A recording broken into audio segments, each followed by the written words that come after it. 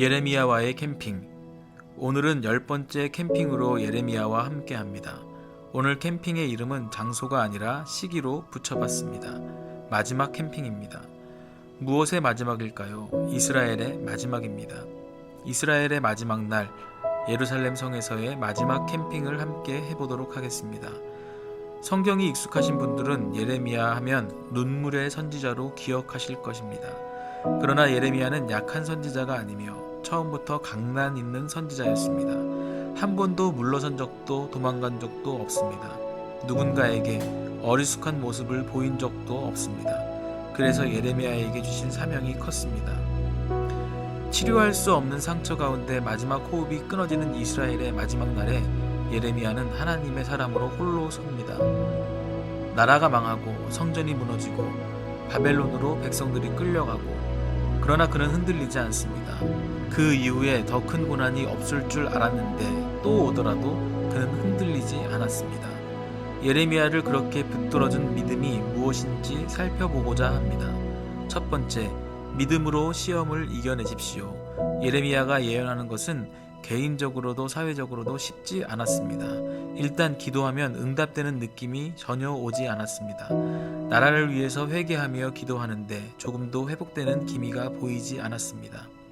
그래서 예레미야는 하나님 안에서 끊임없는 질문을 합니다. 사람들 앞에서는 거침없이 선포하고 그들의 핍박을 묵묵히 받는 것처럼 보이지만 젊은 청년 선지자의 내면에는 계속해서 질문이 생깁니다. 그리고 이해하지 못하는 부분에 막힐 때는 분노합니다. 그리고 하나님 앞에서 불평하기도 합니다. 이스라엘의 소망이시여, 고난당할 때의 구원자이시여, 어찌하여 이 땅에서 거류하는 자 같이 하룻밤을 유숙하는 나그네 같이 하시나이까? 어찌하여 놀란 자 같으시며 구원하지 못하는 용사 같으시나이까? 여호와여, 주는 그래도 우리 가운데 계시고 우리는 주의 이름으로 일컬음을 받는 자이오니 우리를 버리지 마옵소서. 저는 이 말씀을 보면서 많이 놀랐습니다. 하나님께 이렇게 세게 말해도 되나? 아무리 어려도 그렇지 하나님이 이 정도를 듣고 참지 않으실 텐데 조마조마했습니다. 하나님은 이스라엘의 하나님이신데 왜 강 건너 불구경하고 계십니까?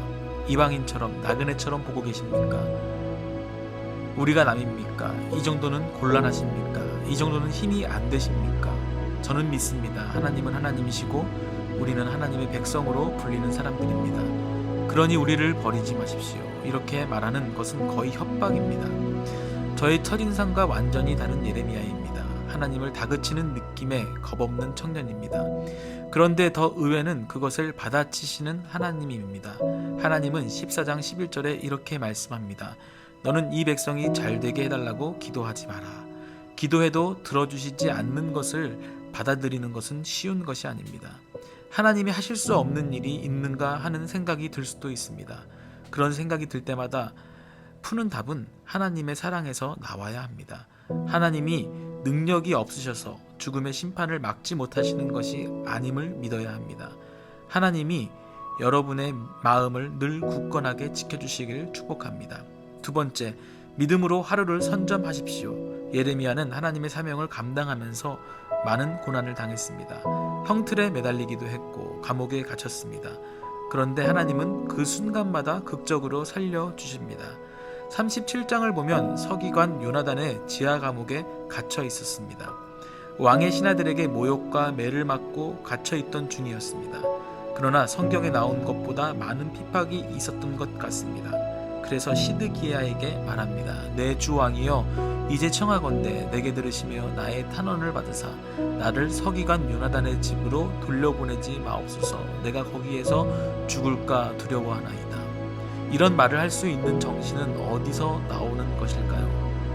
감옥에서 그 험한 일들을 당하는 중에 하나님의 예언을 할 수 있는 충만함은 무엇이었을까요? 왕에게 요구할 수 있는 그 당당함은 어떻게 올 수 있었을까요? 그의 마음이 늘 하나님께 붙들려 있었기 때문입니다. 여호와의 인자와 긍휼이 무궁하심으로 우리가 진멸되지 아니함이니이다. 이것들이 아침마다 새로우니 주의 성실하심이 크시도소이다. 우리가 할 수 있는 일들이 없음을 느낄 때, 우리의 영역이 아닌 것 같은 일들을 만날 때 여러분의 마음을 빼앗긴다면 희망이 없습니다.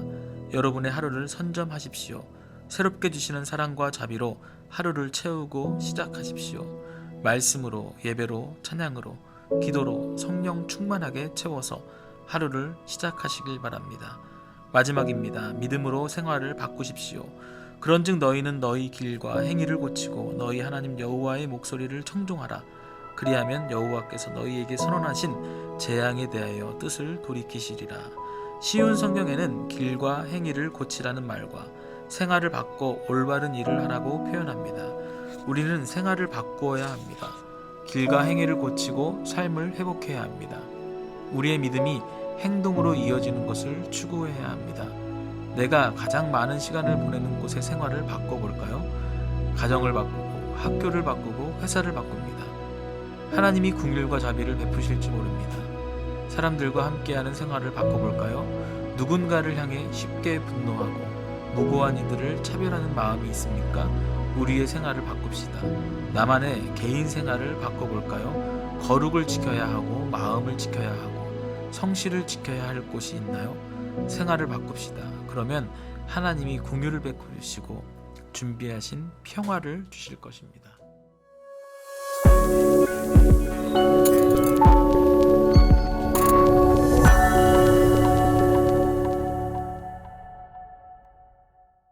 열한 번째 깃발 강의를 시작하겠습니다.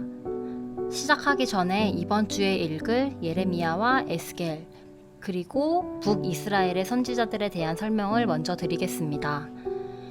이번 주에 읽을 예레미야와 에스겔은 다니엘과 함께 보아야 할 성경책입니다. 모두 겹치는 시기가 있습니다. 그 시기는 예루살렘이 멸망하는 시점입니다. 예레미야는 무너지는 예루살렘을 보며 썼고 에스겔과 다니엘은 바벨론에서 포로로 지내며 썼습니다.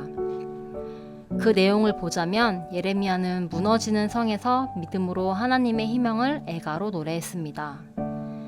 반면 에스겔은 포로로 끌려갔지만 그곳에서 제사장으로서의 역할을 충실히 합니다. 에스겔은 책 속에 수책이 숨겨져 있는 느낌을 줍니다. 에스겔 앞부분에는 예레미야의 예언을 생각나게 하는 말씀들이 있습니다. 그리고 제사에 대한 내용이 나올 때는 레위기를 볼 수 있습니다. 마지막으로 땅에 대한 분배를 할 때는 그 안에 여호수아가 있는 것을 볼 수 있습니다.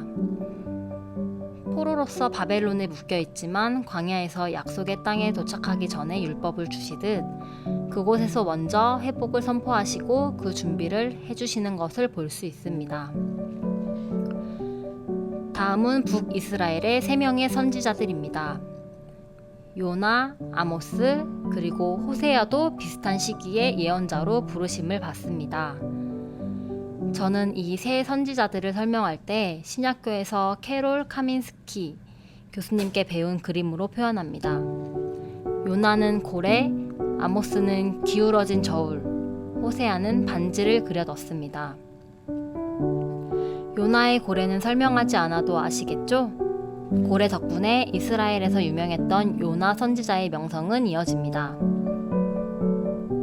아모스의 예언 내용을 뒷받침해주는 대표적인 이미지는 기울어진 저울입니다. 어느 때보다 부강한 여로보암 2세의 시대에 돈을 더 벌기 위해서 가난한 자들을 사고 팔고 의인조차도 은을 받고 파는 이들의 탐욕을 나타내는 이미지입니다. 마지막으로 호세아는 반지입니다. 우상 숭배한 이스라엘에게 영원한 아내가 될 것이라는 예언을 주십니다. 변하지 않기를 바라는 마음에 다이아몬드 반지가 부부의 언약을 의미합니다. 이렇게 지금 함께 읽고 있는 예언서를 역사의 흐름에서 일부분 설명해 드렸습니다. 예언서는 많이 어렵게 느껴집니다. 어둡고 무거운 말씀들이 이어지는 것 같아 보입니다. 그렇지만 그 안에는 어느 곳에서보다 빛나는 보석과 같은 말씀들이 많이 있습니다. 오늘 이 강의를 통해서 읽으실 때 이전보다 부담감이 적어지고 기대가 생겨나길 바랍니다. 오늘 깃발은 이전보다는 조금 더 간단히 설명하겠습니다. 첫 번째 깃발은 마른 뼈입니다. 에스겔이 환상을 보았는데 한 계곡에 수많은 뼈들이 가득 차 있었습니다. 그리고 그 뼈들은 메마른 뼈들이었습니다. 생명의 느낌을 전혀 주지 못하는 그림을 만들고 있었습니다. 그러나 하나님은 마른 뼈들에게 명령하십니다. 37장 4절 5절에 이렇게 말씀합니다. 또 내게 이르시되 너는 이 모든 뼈에게 대언하여 이르기를 너희 마른 뼈들아 여호와의 말씀을 들을지어다. 주 여호와께서 이 뼈들에게 이같이 말씀하시기를 내가 생기를 너희에게 들어가게 하리니 너희가 살아나리라. 에스겔 37장 4절에서 5절 말씀. 그 이야기를 듣고 마른 뼈들이 모이기 시작합니다. 그리고 하나님이 생기에게 명령하십니다.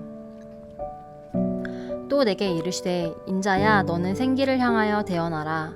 생기에게 대언하여 이르기를 주 여호와께서 이같이 말씀하시기를 생기야 사방에서부터 와서 이 죽음을 당한 자에게 불어서 살아나게 하라 하셨다 하라. 에스겔 37장 9절 말씀. 마른 뼈는 다니엘과 에스겔을 비롯한 당시에 멸망하고 포로로 끌려간 이스라엘을 뜻합니다. 그러나 그들을 다시 일으키시고 살리셔서 군대를 만드실 것입니다. 그리고 그들에게 영을 주어서 다시 영광을 나타낼 것이라는 예언을 주십니다. 그리고 그것을 선포하는 그 순간에 에스겔은 기대하고 있었을 것입니다. 자신보다 8년 전에 포로 생활을 시작한 다니엘이 믿음의 역사를 쓰고 있는 것에 에스겔은 기뻐하고 감사했을 것이 분명합니다. 여러분, 마른 뼈가 이어지고 살이 붙어 강한 용사가 되는 것은 하나님께 불가능한 일이 아닙니다. 메마른 뼈들조차 군대를 만드신 능력의 하나님이 여러분의 삶 속에서 힘이 되어 주십니다. 두 번째 깃발은 영원한 아내입니다. 여기에 보이는 것은 반지입니다. 시작 부분에 나누었던 이야기 중에 두 번째 깃발 내용이 들어 있습니다.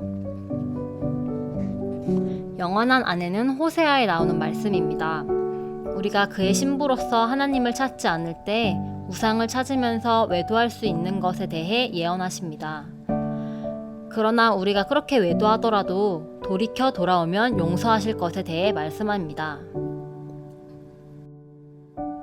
내가 내게 장가들어 영원히 살되 공의와 정의와 은총과 긍휼이 여김으로 내게 장가들며.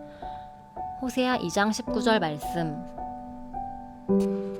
비록 호세아서는 북이스라엘의 멸망을 앞둔 시기에 선포된 말씀이지만 나라는 멸망하고 그들이 흩어질지라도 하나님은 북이스라엘 백성도 다시 보호를 받고 하나님의 백성으로서의 영광을 회복할 것을 선포하십니다. 그 그늘 아래에 거주하는 자가 돌아올지라. 그들은 곡식같이 풍성할 것이며 포도나무같이 꽃이 필 것이며 그 향기는 레바논의 포도주같이 되리라. 호세아 14장 7절 말씀. 포로기를 마치고 성전을 재건하기 위해 돌아오는 이들의 대부분은 남유다 중심이었습니다. 성경에서 돌아온 이들의 스토리는 남유다만 담겨 있는 듯합니다. 그러나 하나님의 사랑과 인내하심은 북이스라엘에도 동일하게 선포되어졌다는 것을 기억하시길 바랍니다. 북이스라엘의 첫 번째 왕이었던 여로보암의 금송아지 때문에 절망의 스토리를 벗어난 적이 없지만 그들을 향한 하나님의 마음은 남유다와 다르지 않고 그들을 진실된 마음으로 기다리셨다는 것을 기억하시길 바랍니다. 그 하나님이 여러분과 지금 이 시대의 주인이심을 기억하는 계기 또한 되기를 바랍니다.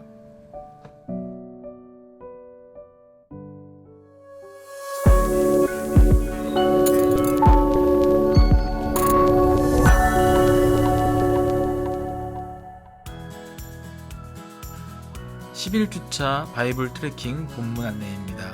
월요일은 예레미야 46장에서 에스겔 1장 심판을 받는 자의 노래, 화요일은 에스겔 2장에서 14장 벌써 쓰기 시작하신 새로운 역사, 수요일은 에스겔 15장에서 27장 무너진 곳을 막아서는 한 사람, 목요일은 에스겔 28장에서 40장 다시 찾게 될 거룩한 백성의 영광, 금요일은 에스겔 41장에서 다니엘 5장 하나님이 친히 돌보시는 백성, 토요일은 다니엘 6장에서 호세아 7장 멸망 앞에서의 외침.